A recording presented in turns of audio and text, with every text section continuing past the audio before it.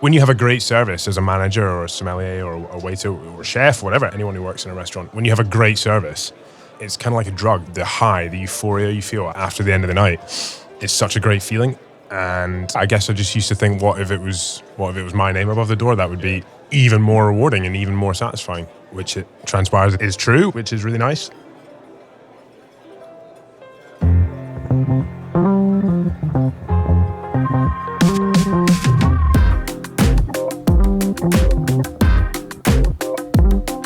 I'm Kevin Rivers, and my friend Carlos Miranda and I are two American expats who spend their days either eating or waiting to eat in our adopted home of Edinburgh. We are on a 10-episode journey to learn the stories behind some of the bars, restaurants, and coffee shops that make up this city's world-class food scene. This is Eating and Waiting to Eat.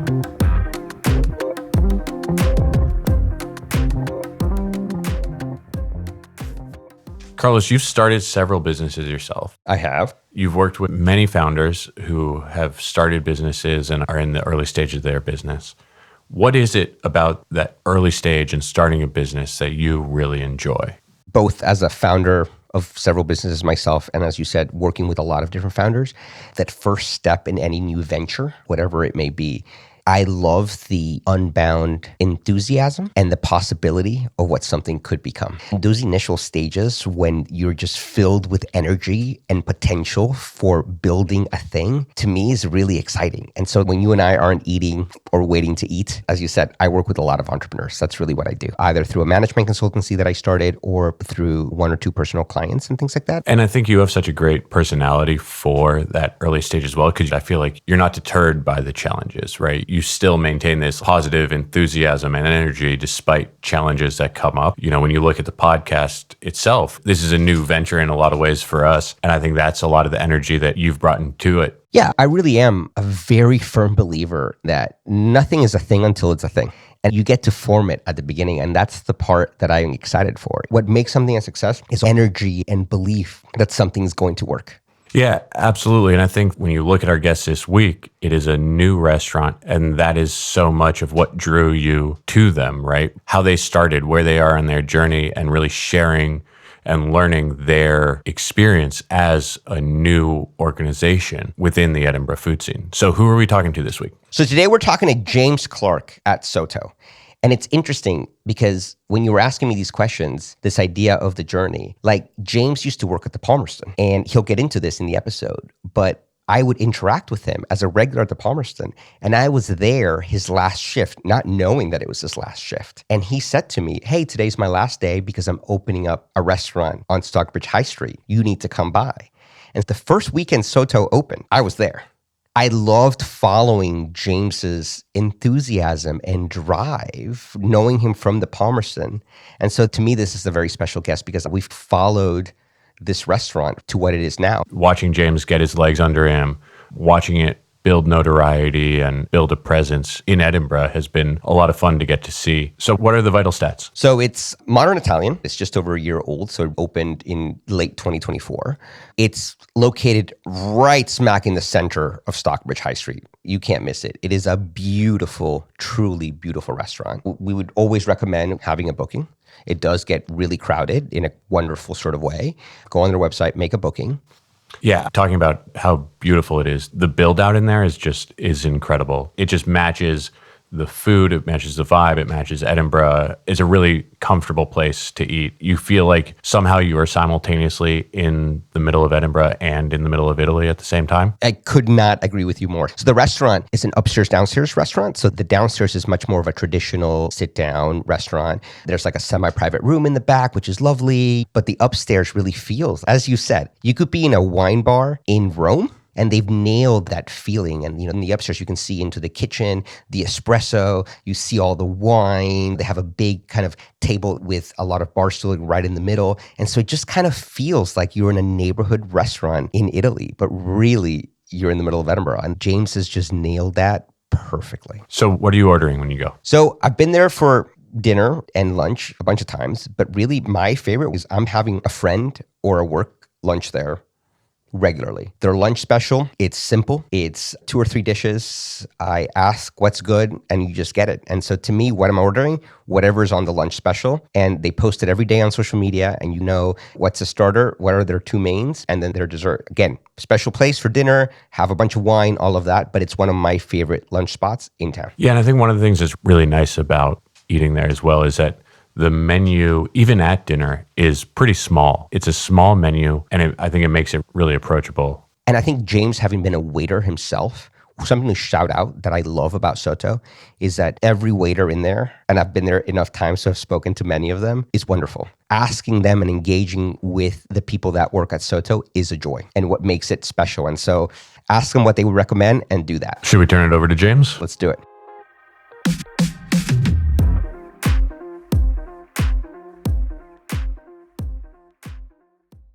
Welcome. Thank you. Thank you for having me along. It's so nice to see you. I feel like in many respects, I've known you and we've spoken a lot over several years because obviously I knew you when you were at the Palmerston before. Was I a good waiter? The best. The best. I was there the last night that you were at the Palmerston. Yeah. And you said to me, I'm leaving because I'm opening up my new place. When I was working at the Palmerston, I always used to be conscious of, didn't want to tell people that I was opening my own restaurant. You don't want to be working somewhere and going around spouting that you're going to open your own restaurant. But actually James, who's a good friend, more often than not, he was at the table telling the customers that I was opening a place before I was. So they were really good about it and super supportive. The Palmerston has become like a proving ground for chefs and bakers. Yeah, You know, you go through the Palmerston, it's like intensive training and then you go off and do something amazing. I think I had this sort of expedited 9-week summer boot camp. I just worked there over the summer whilst we were fitting out the restaurant. I'd been living in Australia for a year. I was living in Adelaide, working in my brother-in-law's vineyard and working in a wine bar in Adelaide. But the Sotto project was kind of underway already. We had the site, we had stripped it back to like a white box shell before I left. And then when I was away in Australia, we were planning the fit out, planning the refurb, so that when I came home, we could just start that fit out straight away. And then the Palmerston was just something to keep me occupied and earn a bit of pocket money over the summer, and actually ended up being a great learning.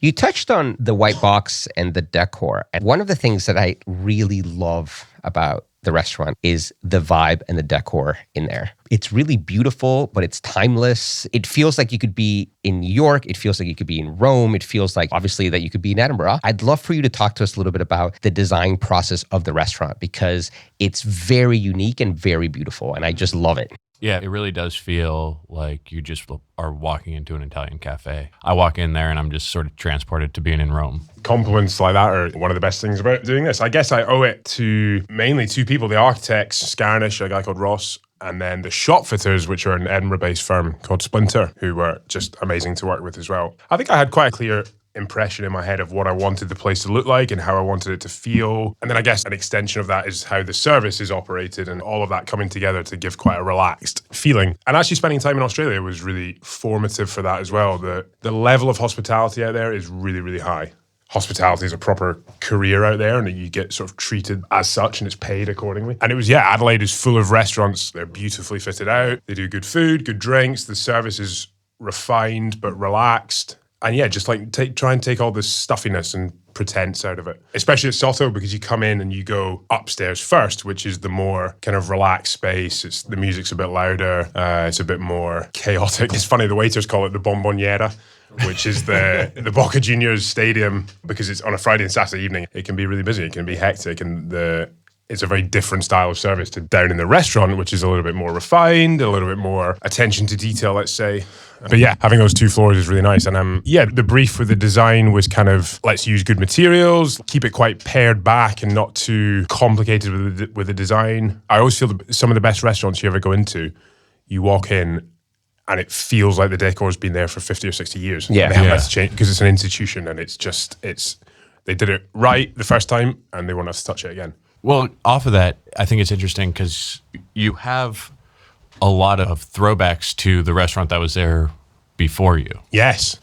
Ping On had been there forever. So what's the thinking on bringing that into to Yeah, I mean, it was Sotto? anyone from Stockbrige or even Edinburgh from my age or older will have a story to tell you about the Ping On. It was a really iconic place, a real institution in Edinburgh. And Chinese restaurant, just for those who don't know. Cantonese restaurant, yeah. They were like pioneers. They came to Edinburgh and they opened in the mid-70s, late 70s, I think, at a time when there was no international cuisine in Edinburgh. They occupied that site for 40 years. A guy called Kenny Mack, who ran it for a long time, again, a legend of the Edinburgh hospitality scene. And he's actually been into the restaurant for lunch. It was really nice, like proud moment. And his two granddaughters, Tia and Coco, they have worked in the restaurant since the day we opened, which is a really nice circular moment as well.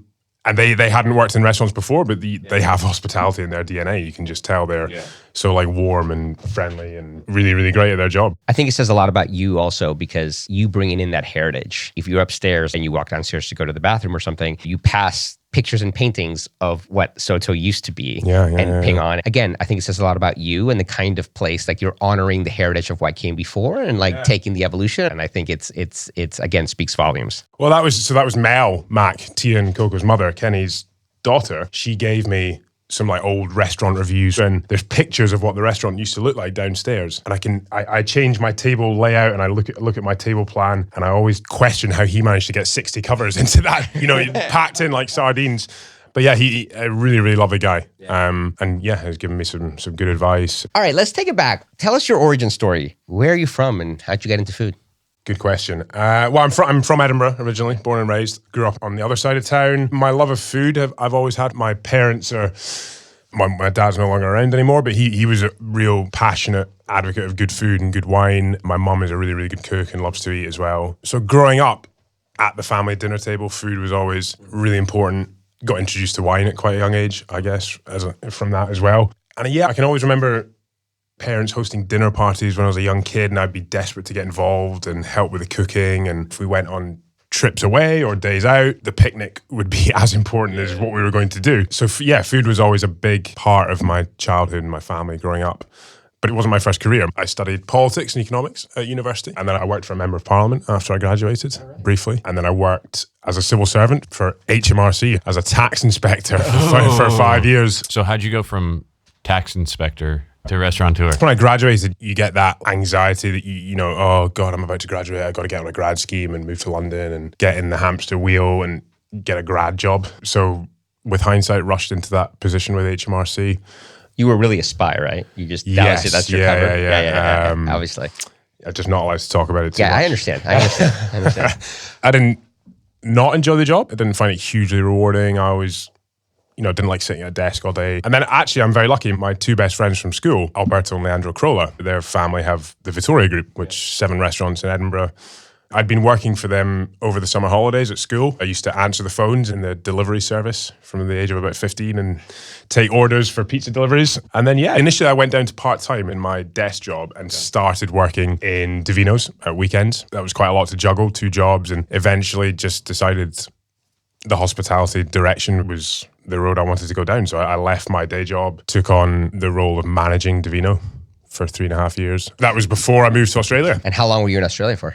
Just under a year. But working for the Vittoria Group for a long time was an amazing education and a really good introduction to hospitality because they are, incredibly experienced operators who know what they're doing. Everything is planned, everything is organized, sort of militaristic discipline with things and understanding what a good restaurant experience is about. I think they're very good at. Yeah, those learnings of seeing the way a bigger organization does it. You probably learned a lot to take into your own establishment. Yeah, absolutely.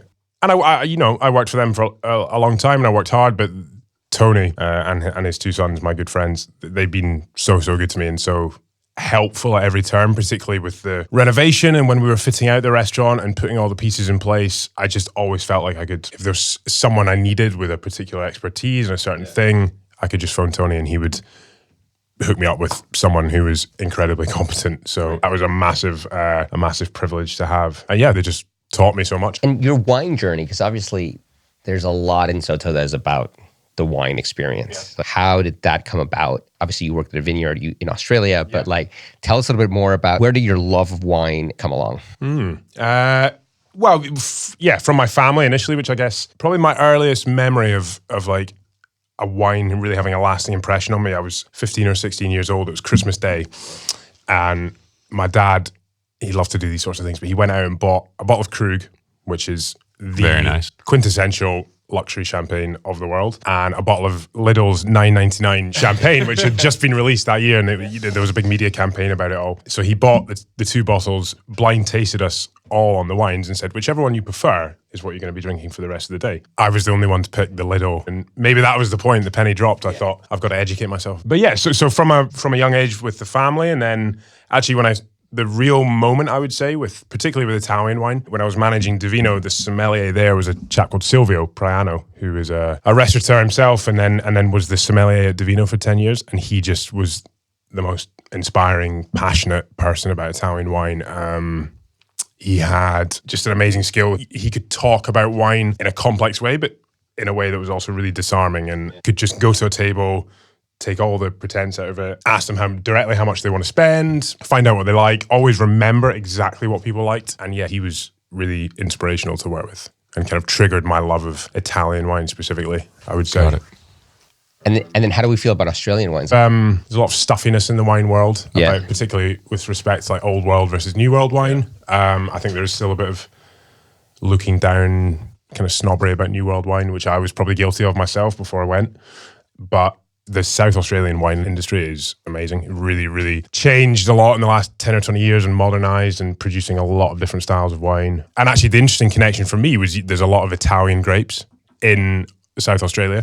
There's a big Italian diaspora. With a lot of wine, that kind of is what fascinates me, is the stories and the history and the politics of wine. I think what's wonderful about wine is that it isn't just the taste. So much of it depends on like who you're with, Totally. what's the experience. It can be a challenge as a sommelier sometimes, because people come in and you say, oh, what do you like to drink? And they say, oh, well, I'm just back from Italy and we were sipping Bardolino on the shores of Lake Garda in the sunshine, and you just know that our Bardolino is not going to taste the same on a cold November night at Sotto. But yeah, absolutely. Wine is like food. It's the people you're sharing it with, and the experience in the moment Completely. is as important as the food itself. So often, cheap bottle of wine in great company and a great environment is going to be better than the very nice bottle of the wine you just drink by yourself. Absolutely. Absolutely. So going back to you wanting to open up a restaurant, you tell us a little bit about your origin story. But when was the tax collector like sitting there like, okay, I'm going to go down this road, I'm going to open up a restaurant, and it's going to be in Edinburgh? What was that story? Maybe the most influential thing would have been working in Divino, when I was working there weekends part-time and working in the office during the week. And when you have a great service as a manager or a sommelier or a waiter or a chef, whatever, anyone who works in a restaurant, when you have a great service, it's kind of like a drug. The high, the euphoria you feel after the end of the night, it's such a great feeling. And I guess I just used to think, what if it was my name above the door? That would be even more rewarding and even more satisfying, which it transpires is true, which is really nice. And then actually with the site itself, with the Ping On, I was working at Divino, was managing the place, was really enjoying my job and in a comfortable spot, and just thought, let's get the ball rolling in terms of looking for a place. That process ended up taking 2 years. It eventually got to the point where I just said, if not now, then when? I was actually walking past the Ping On my way to work, and there were these banners up for a long time that it was going to become a burger joint. And I actually was walking past as someone was ripping down the banners one day. And if that's not a sign... Not quite literally a sign. Literally, quite literally a sign being ripped off a wall. I'm very, very lucky to have the site we have. I just think that the position on Stockbrige High Street, the light that comes in from the windows, the 2 floors. I love having 2 floors. I always like walking by like before you open, and you're just always sitting there in the counter in the window doing your work. I shouldn't do that because Stockbrige is such a small place that it has a real kind of like community village feel. So you know lots of people in the neighborhood, and as they walk past, you're waving and saying hello and saying good morning. And so I'm probably about half as productive in the morning as I should be.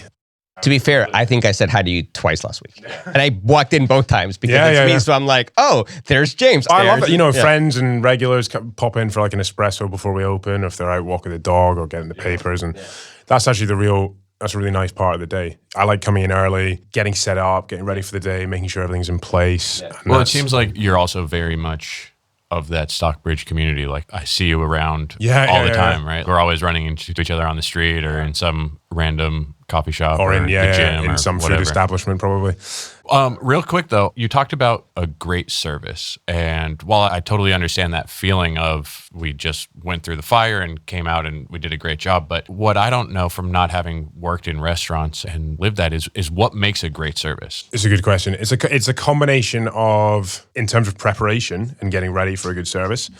The way I was always taught, there's like certain things that if you notice them, they're wrong. So the temperature of the restaurant, the lighting in the restaurant, the music, all these things need to be considered and controlled and correct. All of the mise en place needs to be done properly. So that's like tiny little things like making sure the napkins are folded, to making sure the toilets are clean, to making sure the wine fridges are topped up with everything we need, that all the team are briefed around the dishes and what's in stock and what we've got to try and sell. So that's the first thing, is like the foundations of mise en place, essentially getting everything prepared and organized. And I think that's maybe one of my strengths in life, is I'm quite an organized person and I like things to be kind of all set in their place. And then the second part of it is what happens during the service. I'm really lucky. I've got an amazing front of house team who are experienced hospitality people. And I think a good service is when you can create little special moments with as many tables as possible. There'll always be something you can relate to at a table, whether it's a particular wine or food or dish they've had on holiday, and you can replicate that to some extent, or notice something about their conversation or the course of their evening and just react to it and elevate their meal. Let me tell you something that I love. So you have a waiter named Marco.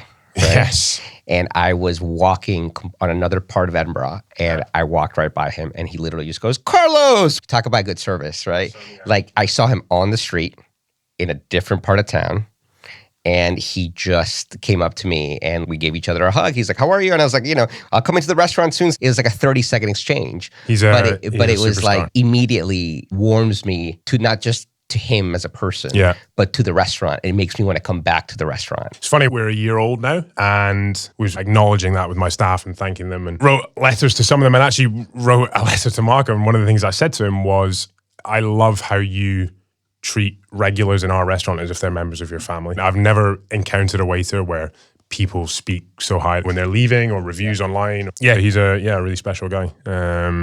Talking about good service, that's what good service is for me. Yes, the food has to be great, the wine has to be great, but the idea that you can walk somewhere and they know you. Yeah, people come to Sotto to see Lewis and Davide and Marco, and the team. People come and see the team as much as they come to eat the food and drink the wine. A lot of them have been there since the day we opened, and a lot of them were there actually before we opened. Frank, the head chef, Davide, the manager, they were former colleagues and friends, but people that, when I was away in Australia, they were letting people into the restaurant at 9 o'clock in the morning to go and do surveys. They were out speaking to suppliers and establishing relationships and helping me put the pieces of the puzzle together before we opened. And, I'm eternally grateful for their... Was that a conscious decision of what you wanted the environment of the restaurant to be? That sort of like, this is friendly. Absolutely. I never wanted a place where the staff felt like they couldn't go up and crack a joke at a table or put their arm around a customer. Or I feel like it's fitting with the Italian style. 100%. Right? Italians do particularly relaxed. The concept of a trattoria is something that's very relaxed and informal. And so obviously you talked about coming from working in Italian restaurants, your love of Italian food, your love of Italian wine. I want that story of you and your head chef. I mean, you work together, right? Yeah. But you're not a cook, right? Not a chef. Actually, my first ever job in life was as a chef, in inverted commas. I worked in a ski resort in the French Alps, catering a chalet for 15 people. That's amazing. So you're like a multi-hyphenated... You do your research, Exactly. I'm a chef. Exactly. It's like cook, chef, No. spy. I would in no way claim to be a chef. That would be... But what's your dynamic? Because obviously you are kind of front of house, you're the restaurateur, you're the jack of all trades in many respects. How do you work with your head chef, and how do you guys design the menu, and what's that dynamic and relationship like? One of my favorite aspects of the job, always on a Wednesday morning, for example, I come in at 9 o'clock, sit down with the chef, we have a coffee together, and we look at the menu for the week. So we try and change the menu every week. The lunch menu always changes. Menu is concise and small. So there's always 3 starters, 3 pastas, 3 mains, 1 meat, 1 fish, 1 veg. Everything's homemade, everything's fresh. The chefs basically have total autonomy over the menu, but able to do that because they have a really clear understanding of the vision of the restaurant, because the guys understand what we're trying to serve and what we're trying to cook. So I let them I'll let them get on with it. Which is a really nice creative expression for them. I always felt I wanted to have a restaurant with an ever-changing menu, as much for the staff as for the customers, because it keeps exciting it. And if you're not excited and passionate as a chef, then that's not a good place to be. The lunch special is my favorite thing at the restaurant. I love the lunch special. But I'm interested in like the economics of the lunch special. Is it a big money maker for you guys? Is it a loss leader? Like, how does that work? Because it is so affordable for the quality and the amount. Yeah. It's multi-faceted answer, I guess. So the first thing is the competition in the local area. So there are now loads of good restaurants in Stockbrige where you can go and get a reasonably priced, good quality, cheap lunch. So you have to compete with that, first of all. And then the other thing, I guess, is we don't do the a la carte menu at lunchtime. It's just the set lunch, which is something that kind of worried me before we opened. I thought is what is quite a limited option. There's only 2 choices, starter, main, dessert. I thought that might be quite off-putting for people. But like you say, I think the bargain is what drives business. And then the other thing is the size of the kitchen. We have a tiny kitchen at Sotto. There's no prep space. That's why we're open. It's why we're only open 5 days. On a Monday and a Tuesday, the bar area upstairs is like a pasta production factory. The big wooden table. Yeah. They're literally rolling the pasta along that big marble table and making the ragouts and sauces for the week. So that if we very, very limited space. So during lunch service, we typically have 3 or 4 chefs. A couple of them will be through the back of the kitchen putting prep together for evening service. So that means your lunch menu has to be really simple and easy to serve. But simple, hearty, honest cooking, maybe slightly cheaper cuts of meat at lunchtime. But Italian food is cucina povera, is all about making delicious things out of humble ingredients. A follow-on from that though, so you mentioned a little bit earlier that you're now a year old. What's been your biggest surprise learning? What's forced you to pivot your thinking over the course of the last year? In general, the leap from managing a restaurant to owning a restaurant is a massive step that I was maybe quite naive about.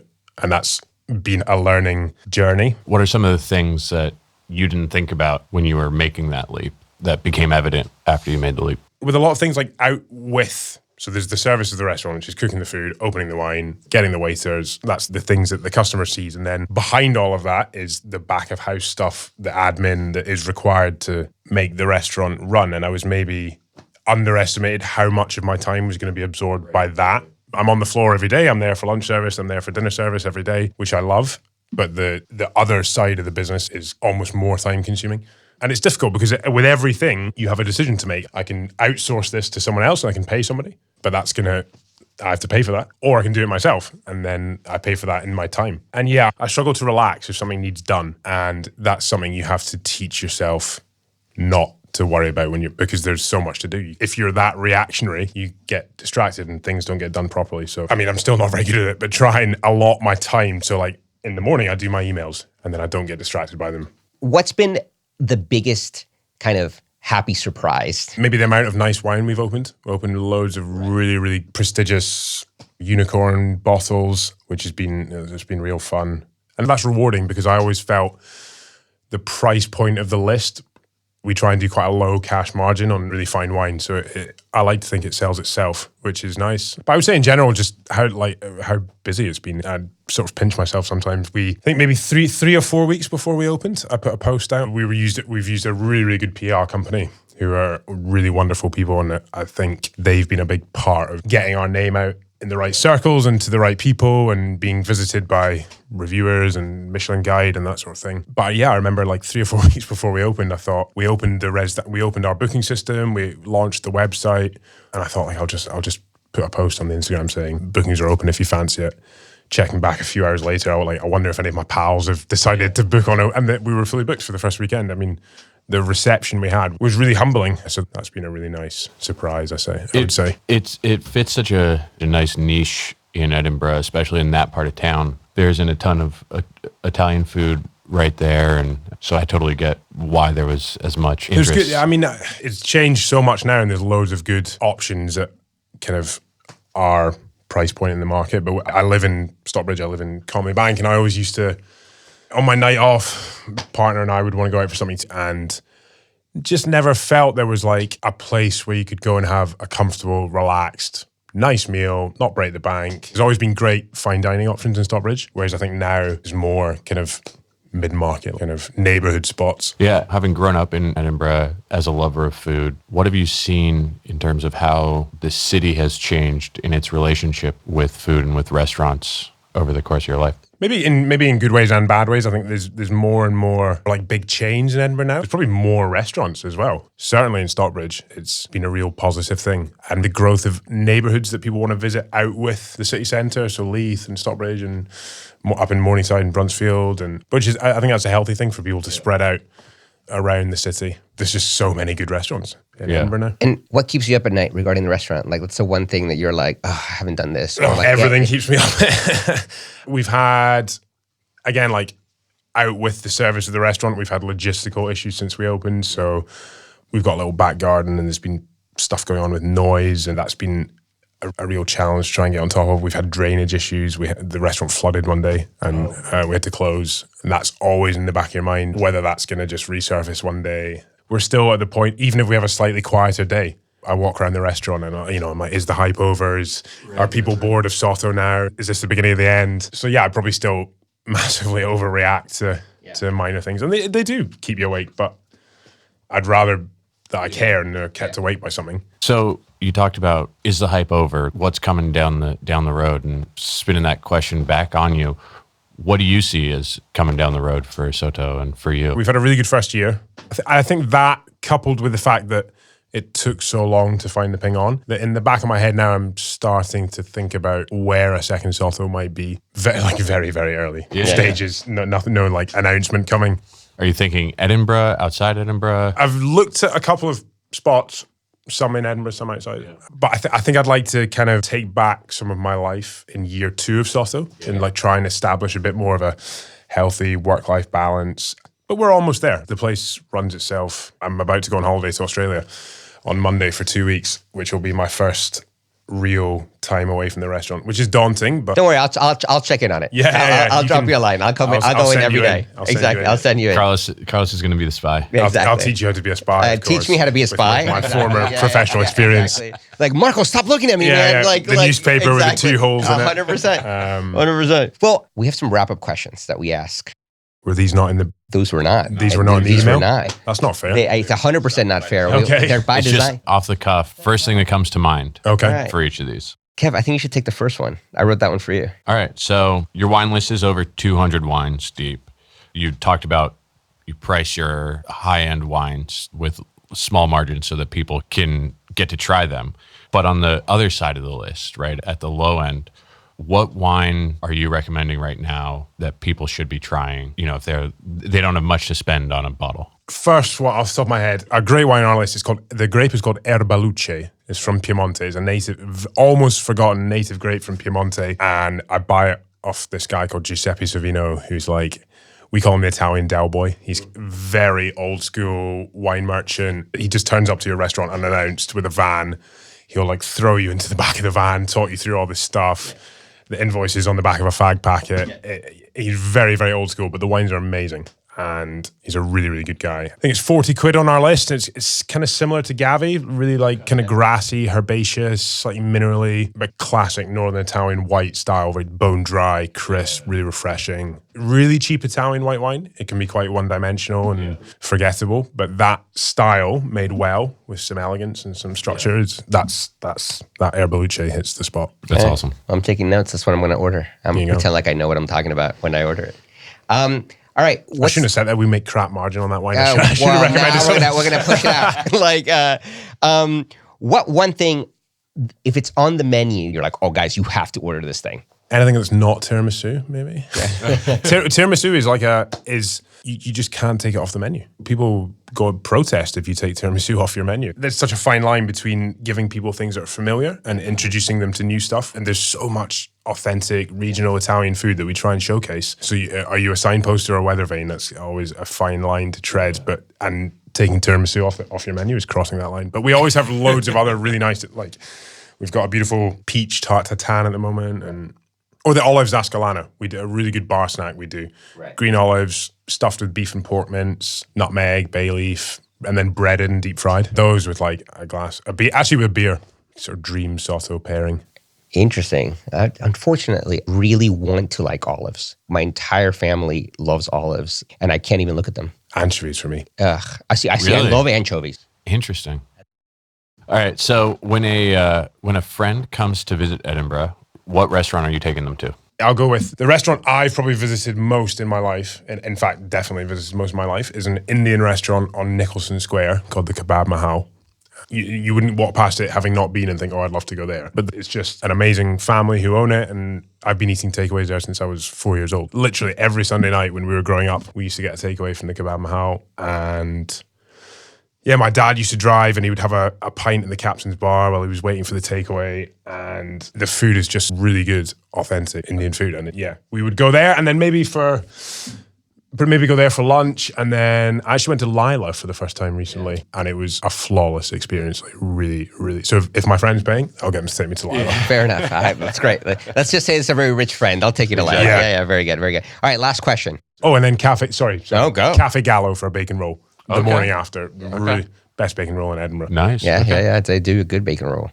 And they're just your neighbor. Yeah. So, okay, a little game that my children invented a while ago. You can only pick one to eat for the rest of your life, but you have to pick only one. Rice, bread, or pasta. Rice, bread, or pasta. So you can only keep one. You can eat any permutation of said thing, but it has to just be one. Rice, bread. I would keep pasta, definitely. I eat pasta every day of my life. Sometimes twice. Usually with bread, actually. But yeah, pasta. Frank's, staff, pasta. So it's just... I'm gonna ask one more question off of that. What is your desert island bowl of pasta? Probably either spaghetti alle olio, like garlic, chili, olive oil, parsley.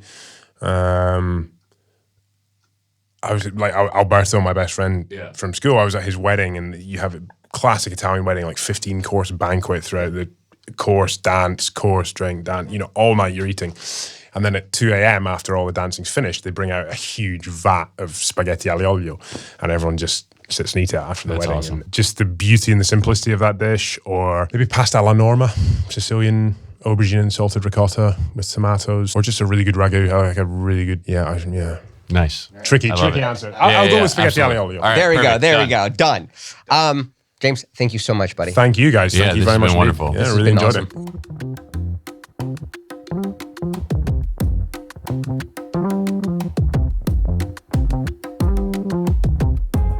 Big thanks to James for stopping by the podcast. And obviously, we love talking to chefs and restaurant owners, but it's been such a joy speaking to someone like him who's at really the beginning of the journey and has had such wonderful, well-earned success to date. And we cannot wait to see how Sotto continues to evolve. Like we said in the intro, watching Sotto so far has been very exciting, and I think they have some big things in their future. Also, James's voice is like just wonderful for a podcast. Wonderful podcast voice, right? It's interesting because they're across the street, almost across the street from Moots, and they opened a little bit around the same time. Yeah. And I was thinking about that in hearing James speak, and we're highlighting restaurants all over the city, but there's a special thing about Stockbrige and watching both of those restaurants really grow and evolve and become successes. They've added such richness to Edinburgh as a city, but also to Stockbrige as a neighborhood. Absolutely. Over the past year, Stockbrige has really seen a revitalization in a lot of ways in the food scene, right? You have Sotto, you have Moots, you have the Stockbrige Eating House, you have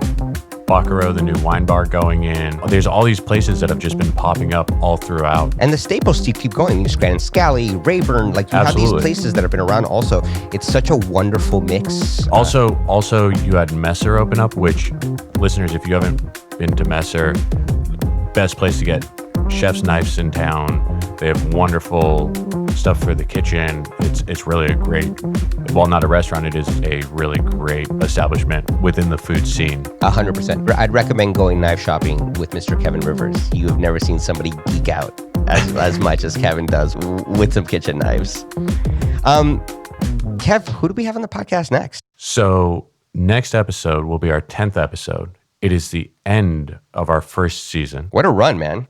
It has been a run. Yeah. It has been a lot of fun. We've heard some really incredible stories, but we've saved somewhere very special for the 10th and final episode of this season. We are going to be speaking with Matt, who is the founder and owner of Fortitude Coffee here in Edinburgh. And as listeners, you know that Fortitude is a huge part of our friendship origin story, and the very reason why this podcast that you are listening to and enjoying even exists. So we cannot wait to bring you the Fortitude story. Listeners, stay tuned for our season finale.